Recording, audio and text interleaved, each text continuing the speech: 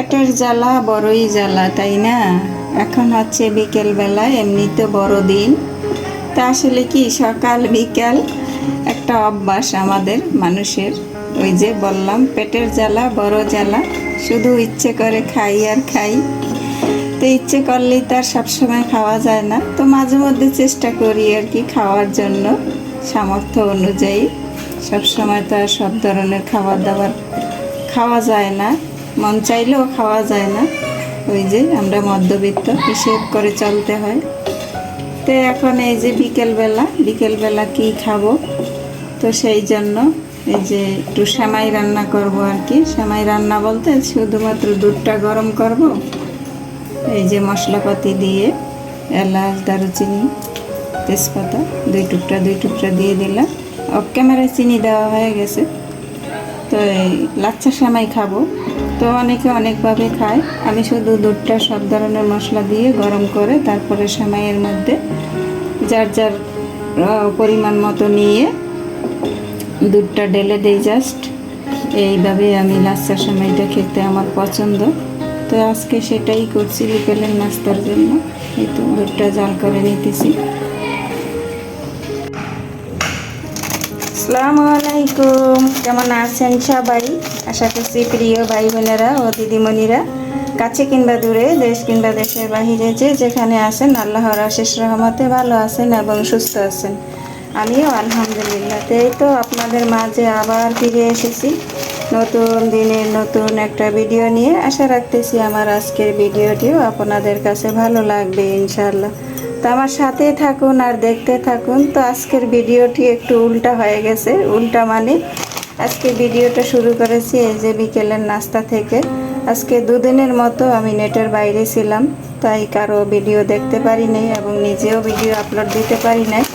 তো আমি কিন্তু সচরাচর আসরের নামাজ পড়ার পর বিকেলের নাস্তা কখনই খাই না, বেশিরভাগই খাই না। দেখা গেছে হয়তো দুই একদিন ভুলবশত খাই বা অতিরিক্ত খিদে পেয়ে গেলে খাই আর কি।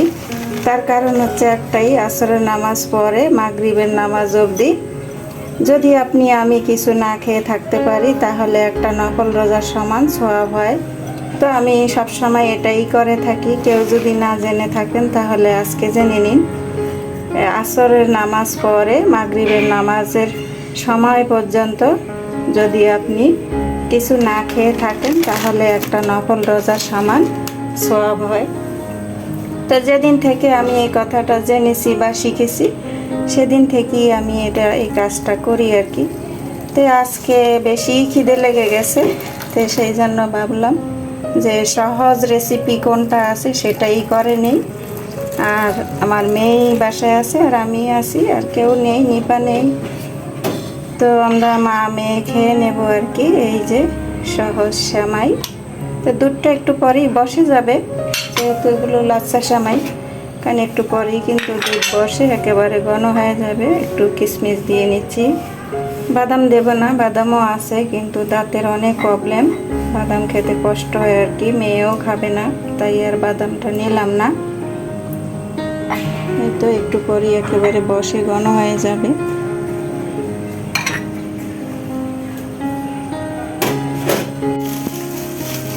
এখন হচ্ছে সন্ধ্যার পর। তো সন্ধ্যার পর এই যে কিছু বাজার আনা হয়েছে, শসা কচি আছে, তবে দামও কিন্তু সেরকম 80 টাকা কেজি। আর এখানে আনা হয়েছে গরুর মাংস। নকল্লাবাদে কিন্তু সন্ধ্যার সময় বা বিকেলবেলা গরু জবাই দেওয়া হয়, একদম টাটকা বিকেলবেলা জবাই দেওয়া হয়েছে। এখানে 1 কেজি গরুর মাংস, 1 কেজিকে আজকে আমি 2 কেজিতে পরিণত করে রান্না করব। এখন অফ ক্যামেরায় কাটাকাটি করে নেব। মাংসগুলো কাটাকাটি করে ক্লিন করে দিয়ে নিলাম।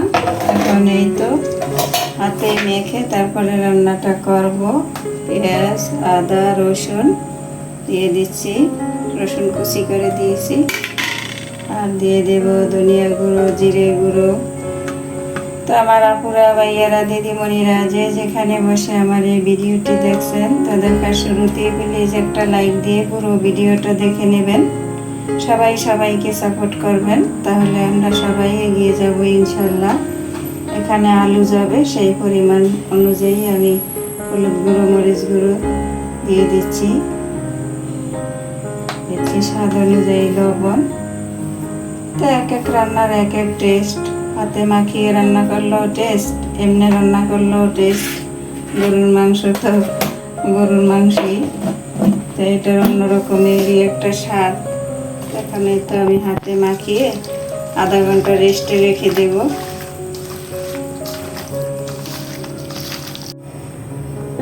রান্না করার জন্য আধা ঘন্টা পরে চলে আসলাম, আর এই তো চুলায় আজকে প্রেসার কুকারে রান্না করব।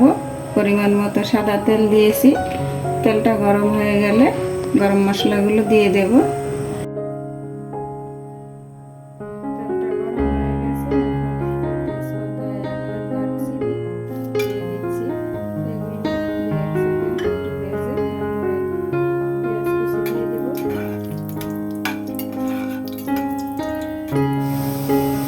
এখন দিয়ে দিচ্ছি পেঁয়াজ কুচি।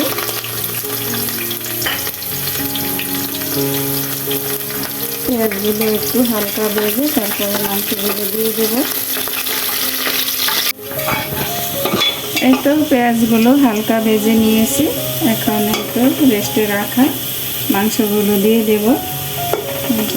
মাংসগুলো দিয়ে দিচ্ছি, হাত দিয়ে দিতে হবে যেহেতু একটু প্রেশার কুকার করেছি। দিয়ে দিচ্ছি, তো আমি কিন্তু অফ ক্যামেরায় এখানে গরম মশলাটাও দিয়ে দিয়েছি, আর কিছুটা টমেটো সস দিয়েছি। এটা মনে ছিল না প্রথমে, তো অফ ক্যামেরা আমি সেগুলো দিয়েও আবার মেখে নিয়েছি। তা মাংসগুলো বেশ কিছুক্ষণ কষিয়ে তারপরে আমি কয়েকটা সিটি দিয়ে নেব। প্রেসার কুকারে মাংস, আলু সব কিছু এই যে সিটি দিয়ে নিয়েছি, 5-7টার মতো সিটি দিয়ে নিয়েছি। তারপরে একটা কড়াইতে ঢেলে গরম পানি দিয়ে ঝোলটা বানিয়ে নিয়েছি। তো এভাবে খেতে ভালোই লাগে। এই যে গরুর মাংসের পাতলা ঝোল, প্রথমেই বলেছিলাম না 1 কেজি মাংসকে আজকে 2 কেজি পরিণত করব। তো 1 কেজি আলু আর 1 কেজি মাংস সমান সমান হয়ে গেল 2 কেজি। এই যে গরুর মাংসের পাতলা ঝোল বানিয়ে নিলাম। আর আমাদের বাসায় সবাই তো আলু অনেক পছন্দ। এই যে রাত্রে আমরা খাওয়া দাওয়ার পরে আলু ঝোল যতটুকু থাকবে সেটা দিয়ে সকালবেলার নাস্তার কাজে লেগে যাবে, রুটি বা পরোটা করলে হয়ে যাবে। তো এই তো দেখুন মাশাআল্লাহ কতটা সুন্দর কালার এসেছে। আর এখন সব শেষে দিয়ে দেব এই তো টালা জিরার গুঁড়া। তো এই টালা জিরার গুঁড়োটা ফ্লেভারটা খুবই ভালো লাগে। এই তো আমার ভিডিওটি আজ এ পর্যন্তই, দেখা হবে অন্য কোনো ভিডিওতে। সেই পর্যন্ত সবাই ভালো থাকবেন, সুস্থ থাকবেন, নিরাপদে থাকবেন। সবাই সবার জন্য দোয়া করবেন। আল্লাহ হাফিজ। আসসালামু আলাইকুম ওয়া রাহমাতুল্লাহি ওয়া বারাকাতুহু।